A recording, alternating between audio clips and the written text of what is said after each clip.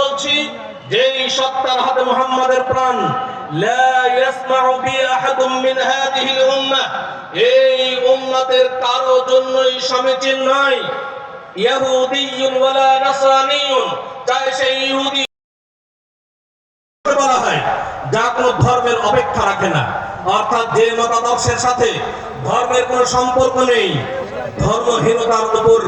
ধর্মহীনতার উপরে জীবনকে প্রতিষ্ঠা করাই হলো ধর্মনিরপেক্ষতাবাদের মূল কথা। আধুনিক কালে ধর্মনিরপেক্ষতাবাদের মূল প্রতিপাদ্য বিষয় হলো ফাসলুদ্দিন আনিদ দাওলা, রাষ্ট্রীয় কর্মকাণ্ড থেকে ধর্মকে পৃথক করা। আজকে এটাই এই স্লোগানে কিন্তু চলছে যে রাষ্ট্র আলাদা আর ধর্ম আলাদা, রাজনীতি আলাদা, ধর্ম আলাদা। অতএব ধর্মকে কেন রাজনীতির মধ্যে নিয়ে আসা হচ্ছে?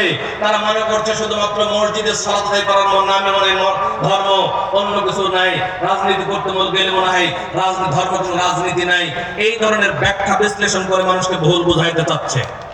অথচ কবি আল্লামা ইকবাল রাহিমাহুল্লাহ বলেন, जब जुदा हो दीन सियासत से तो राह जाती है चंगेजी, যখন রাজনীতি হতে দিন পৃথক হবে